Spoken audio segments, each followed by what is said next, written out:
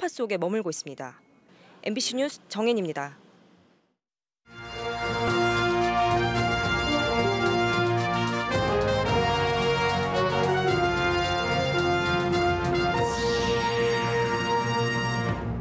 충북의 지역화폐 인센티브 정책이 내년에도 이어집니다. 당장 할인율과 한도는 조금 줄어들 것 같습니다.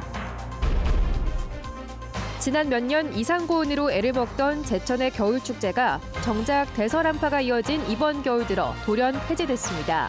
있던 예산도 반납했습니다. 국권 집회부터 빛바랜 저금통까지 가진 게 없어도 베풀 수 있음을 보여주는 작은 기부가 이어지고 있습니다. 중대재해처벌법이 시행된 2022년, 산업 현장은 얼마나 달라졌는지 작업 도중 가족을 잃은 한 청년의 이야기를 들어봤습니다. 시청자 여러분 안녕하십니까? 계속해서 충북 소식입니다. 올해 충북 11개 시군이 발행한 지역화폐가 1조 원을 넘어설 정도로 인기였죠. 내년에도 충북은 일단 국비 없이도 자체 예산으로 8,500억 원가량을 발행할 것으로 보입니다.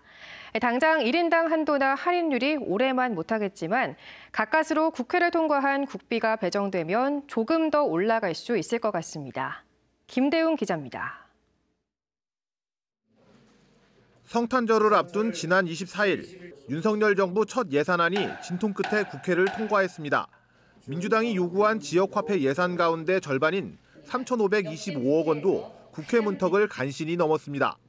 지역화폐는 윤석열 정부의 여러 가지 정책 방향이나 이런 것과 맞지 않아서 올해는 한 일원도 편성하지 않았습니다만은 이재명 민주당 대표가 하지만 정부가 요청하지도 않은 예산이 뒤늦게 국회를 통과하면서 행정안전부는 이 예산을 언제 어떻게 각 시도에 배분할지 정하지 못한 상태입니다. 충청북도 11개 시군은 일단 정부 지원이 없는 상태로 내년에 지역화폐를 발행합니다. 전체 발행 규모는 8,500억 원 수준으로 1조 원이 넘어섰던 올해보다 16% 적습니다. 인구가 많은 청주와 충주, 제천 등 시 지역은 할인율을 10%에서 6%로 낮췄고 나머지 8개 군 지역은 할인율을 10%로 유지하지만 상당수 지역이 1인당 한도를 조정했습니다. 예산이 줄어든 만큼 혜택을 줄이는 겁니다.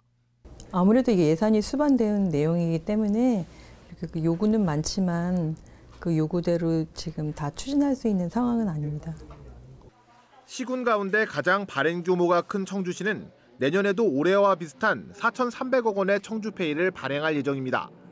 한 사람당 월 한도는 30만 원, 할인율은 정부 지원이 내려올 때까지 당분간 6%를 적용할 예정입니다. 일단 1월에는 30만 원 6%로 시작을 하지만 국비가 더 저희한테 이제 확정돼서 오면 인센티브율이 10%로 더 상향해서 운영할 수 있지 않을까. 정부와 여당이 이른바 이재명표 예산이라면서 지역화폐 예산 통과에 불만을 내비치고 있어 내년에 어떻게 예산이 운용될지는 미지수입니다. 올해 충북도민 가운데 지역화폐를 사용한 사람은 76만 명으로 전체 인구의 46%. 할인율과 한도가 줄어든 상태에서 지역화폐가 올해처럼 인기를 유지할 수 있을지 주목됩니다. MBC 뉴스 김대웅입니다. 화학물질 관리법을 어긴 충북도 내 유해 화학물질 취급 업체들이 검찰 수사를 받게 됐습니다. 금강유역환경청은 충북 지역 유해 화학물질 취급 업체에 대한 현장 점검 결과 SK케미칼 청주공장을 비롯한 5개 업체가 표시기준 위반과 자체 점검 미실시, 변경 허가 신고 미이행 등 8건의 관련 법령을 위반해 검찰에 수사 의뢰했다고 밝혔습니다. 이와 별도로 정기검사 미실시 등 28건의 위반 사실이 드러난 도내 17개 업체에 대해서도 최고 600만 원의 과태료를 부과하거나 개선 명령 등의 행정처분을 내렸습니다. 위반 유형별로는 안전교육 미이수가 가장 많았고 변경 허가 신고 미이행이 뒤를 이었으며 지역별로는 진천이 12개 업체 20건, 청주가 6개 업체 12건 순이었습니다.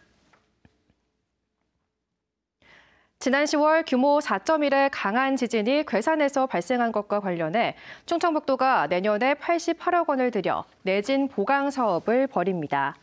충청북도는 자연학습원과 진천광해원 119 안전센터, 괴산과 보은지역 교량 내진공사 등 14개 사업에 정부 특별교부세 88억 원을 확보했다고 밝혔습니다.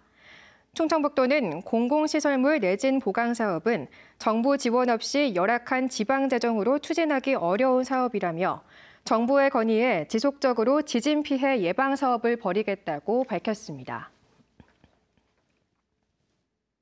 충북에서 가장 추운 최북단 제천에는 지역 특성을 살린 겨울 얼음 축제가 있었습니다.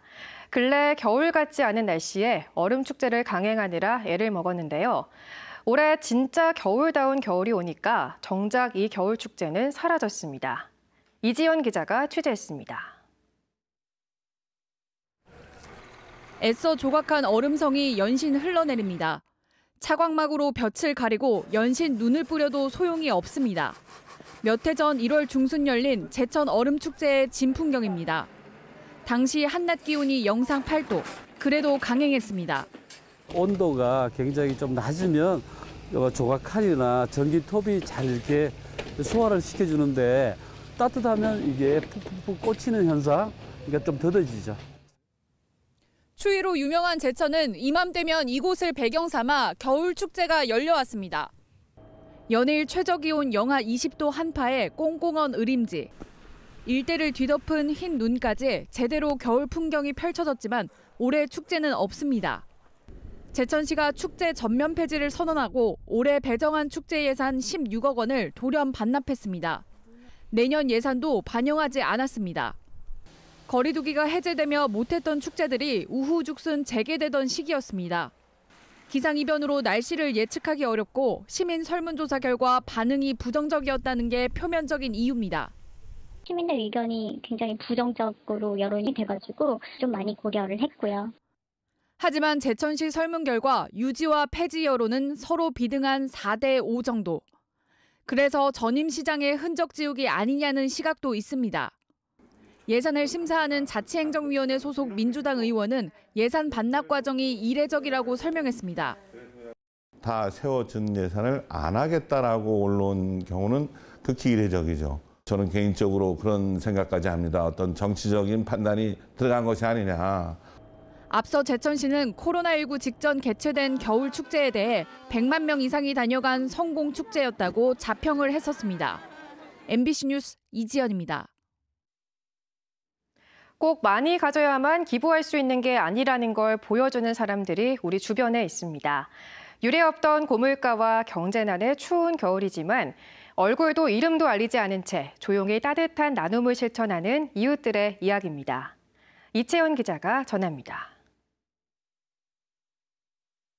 30년 전 발행이 끊긴 1,000원짜리 지폐묶음. 그 옆엔 꽉 찬 돼지저금통 하나가 놓여 있습니다. 얼마나 세월이 흘렀을까? 빨간색이었던 저금통은 이제는 색을 알아볼 수 없을 정도로 빛이 바랬습니다. 지난주 한 할머니가 이 묵은 지폐와 저금통을 들고 찾아왔습니다. 오랜 세월 모은 돈은 65만 원. 이름 석자 대신 더 어려운 사람들을 위해 써달라는 말만 남기고 떠났습니다. 처음 보는 국권 지폐들이 있어서 이제 인터넷에 찾아보니까 지금은 거의 단종된 오래된 지폐들 여러 장도 포함되어 있어가지고 저희 직원들도 다 같이 감동을 많이 받았습니다. 2km 떨어진 또 다른 행정복지센터에도 한 중년 남성이 1,000원 지폐 101장이 든 현금 봉투를 건네고 사라졌습니다. 추운 날 따뜻한 차라도 대접할까 싶어 직원이 곧바로 뒤쫓았지만 한사코 얼굴과 이름을 드러내지 않았습니다. 소년, 소녀 가장을 돕는데 써달라는 쪽지만 남겼습니다. 당시 입고 오신 옷이 조금 허름한 옛날 옷이어서 이렇게 경제적으로 이렇게 넉넉하신 분은 아니신 것 같아요. 본인도 어렵지만 남을 더 생각하시는 분이 아직도 있구나. 매해 연말 남모르게 연탄 2만 장을 기부해온 한 어르신은 올해도 어김없이 또 기부했습니다. 20년 작은 정성이 쌓이고 쌓여 40만 장에 달합니다. 손자라고 하면서 뭐 할아버지가 전달해달라고 해서 저희 책상에 가지고 왔습니다, 봉투를. 누가 이제 다른 분이 하실 뭐 그렇다고 생각은 안 들고 계속 하시던 분이 한다고. 청주에서도 80대가 올해로 16년째 20kg 쌀 80포씩을 기부하는 등 곳곳에 익명의 기부가 잇따르고 있습니다. 공공행정기관 기부금들은 사회복지 공동모금회를 통해 도내 취약가구에 전달될 예정입니다. MBC 뉴스 이채연입니다. 당론을 거부하고 시청 본관 철거 예산 처리에 참여한 더불어민주당 임정수 청주시 의원에 대한 징계 청원서가 제출됐습니다.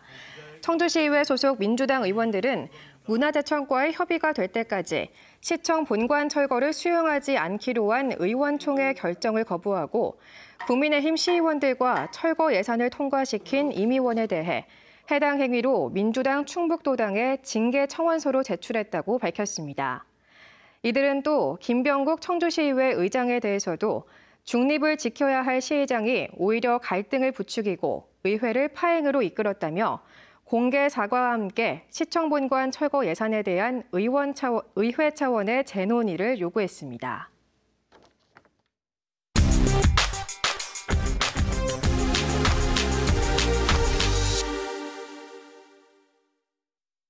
올해를 짚어보는 연말 기획, 세 번째 키워드는 중대재해입니다. 올해 초부터 중대재해처벌법이 시행돼 꼬박 11달이 지났습니다. 그 사이 안전한 일터가 만들어지길 기대했지만 사고가 나도 처벌받지 않으려는 사업장은 빠져나갈 구멍이 너무 많았습니다. 올해 산업 현장에서 가족을 잃은 한 청년을 만나봤습니다. 김은초 기자입니다. 올 봄 결혼식을 올린 박가혁 씨. 홀로 아들 둘을 키워낸 아버지는 맏아들 가혁 씨의 든든한 버팀목이었습니다. 아버지의 환갑을 맞아 여름에는 처음으로 제주도 여행을 보내드리기도 했습니다. 행복한 나날만 이어질 줄 알았는데 올 가을 청천벽력 같은 전화를 받았습니다. 지금 상당히 좀 위급하다. 빨리 오셔야 될 것 같다. 자기가 해줄 수 있는 말은 이제 살릴 수 있는 방법이 없다. 전남 여수에서 충북 단양의 시멘트 공장으로 하수 찌꺼기를 운송하는 일을 했던 아버지. 그날도 시멘트 공장에서 싣고 온 하수 찌꺼기를 쏟아붓는 작업을 하다 갑자기 힘없이 쓰러졌습니다. 추정 원인은 하수 찌꺼기에서 나온 유독가스 질식. 현장에 다른 사람은 아무도 없어서 아버지는 10분이 훌쩍 지나서야 구조됐습니다. 들어가기가 너무 힘들 정도로 그 입구에서부터 냄새가 너무 심했다. 화학 냄새가 그렇게 심한 줄은 몰랐다라고 이렇게 말씀하시더라고요. 17분 만에 저희 아버지가 거기서 나오셔서 이제 심폐소생술을. 결국 허망하게 떠나버린 아버지. 하지만 시멘트 업체도 아버지가 소속된 운송업체도 누구 하나 책임지는 데가 없었습니다. 가혁 씨는 사과조차 없는 시멘트 업체가 처벌이라도 받아야 답답함이 풀릴 것만 같았습니다. 유족들에 대한 슬픔은 뒤로 빼놓고 이제 누구의 잘못이냐. 우리는 잘못하지 않았다가 우선이더라고요. 하지만 최근 이 시멘트 업체에는 중대재해처벌법이 적용 안 된다는 연락을 받았습니다. 아버지가 다니던 운송회사와 원하청 관계가 아니라는 겁니다. 유독가스가 많이 나오는 위험한 현장에 아무런 안전조처가 없었는데도 처벌할 수 없다는 말을 가혁 씨는 여전히 이해할 수가 없습니다. 혼자서도 잘 이렇게 안전수칙을 잘 지켜가시면서 하시길래 저희는 믿고 맡겼다. 죄송하다라고 이렇게 말을 했거든요. 그때 그 담당자가 중지법에 해당이 안 된다라고 하는 거는 너무 억울하고. 나중에 알고 보니 사고 당일 아버지는 쉬는 날이었습니다. 아버지 지인들이 이제 여러분한테 막 연락이 오더라고요. 친구들 모임이 있었는데 일을 나가지 않고 쉬었으면 아마 모임도 잘 나가고 그러고 있지 않았을까. 여전히 장례도 못 치렀습니다. 날마다 꿈에 아버지가 나타나서 지난주 49제만 겨우 지냈습니다. 중대재해법이 시행된 2022년, 이전과 뭐가 달라졌는지 묻고 또 묻습니다. 진심 어린 사과와 저희 아버지 같은 일이 다시는 벌어지지 않도록 추후에 이런 재발 방지 대책에 대해서 강구를 해서 유족들에게 얘기를 하면은 아마 그때는 장례를 치를 수 있지 않을까. MBC 뉴스 김은초입니다.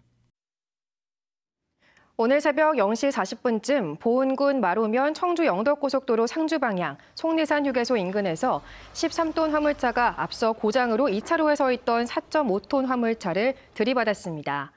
이 사고로 13톤 화물차를 몰던 40대 운전자가 심정지 상태로 이송됐지만 숨졌고 사고 처리 과정에서 2시간 동안 일대 통행이 전면 제한됐습니다. 경찰은 4.5톤 화물차가 비상등을 켜놨던 것으로 보고 당시 CCTV 등을 통해 사고 경위를 조사하고 있습니다. 충북 기업들의 새해 경기 전망이 최근 2년 사이 가장 비관적인 것으로 나타났습니다. 청주상공회의소가 충북의 188개 업체를 대상으로 내년 1분기 경기 전망 지수를 조사한 결과 전분기보다 12포인트 하락한 71을 기록해 코로나19 재확산으로 위축된 지난해 1분기 이후 가장 낮았습니다. 기업 규모별로는 중소기업이 70으로 80을 기록한 대기업보다 낮았습니다. 위험 요인으로는 고물가와 높은 원자재가 지속을 가장 많이 꼽았고 내수 경기 침체와 고금리 지속 등이 뒤를 이었습니다. 진천군이 산업통상자원부가 주관한 2022 지역산업균형발전평가에서 충북 유일의 유공기관으로 선정됐습니다. 진천군은 7년 연속 연간 1조 원 이상 투자 유치를 기록해 누적 투자 유치 10조 원을 7년 만에 달성했고 5년 연속 충북 고용률 1위와 100개월 연속 인구 증가 기록을 세우며 국가균형 발전의 모델을 제시했습니다. 산업통상자원부는 특히 투자 유치로 인한 일자리 창출, 정주 여건 개선과 인구 증가, 개발 수요 증가로 이어지는 지역 발전의 선순환 구조를 높이 평가했습니다. 진천군의 보훈수당이 충북 최고 수준으로 인상됩니다. 진천군은 2023년 새해부터 독립유공자 본인수당을 현행 월 20만 원에서 25만 원으로 25% 인상하고 독립유공자 유족에게도 월 13만 원에서 15만 원으로 올립니다. 또 6.25 참전 유공자와 월남 참전 유공자, 전몰군경 유족과 전산 군견 등도 새해부터 현행보다 각각 2만 원씩 인상합니다. 한편 올해까지는 전입자가 직접 신청해야 받을 수 있었지만 내년부터는 국가보훈처와 연계해 신청이 없어도 대상자를 찾아 지급하기로 했습니다. 39년 만에 전국차전 정상에 오른 청주 일신여고 핸드볼팀이 2022 충북체육대상을 수상했습니다. 또 전국차전 육상 2관왕을 차지하고 각종 대회에서 메달을 획득한 진천군청 서지연이 최우수 선수상, 충북 최고 신소리와 양희찬이 우수 선수상, 제천 용두초 최효진이 신인 선수상을 각각 받았습니다. 충북 소식 마칩니다. 시청해주신 여러분 고맙습니다. 수요일 밤 스포츠 뉴스입니다.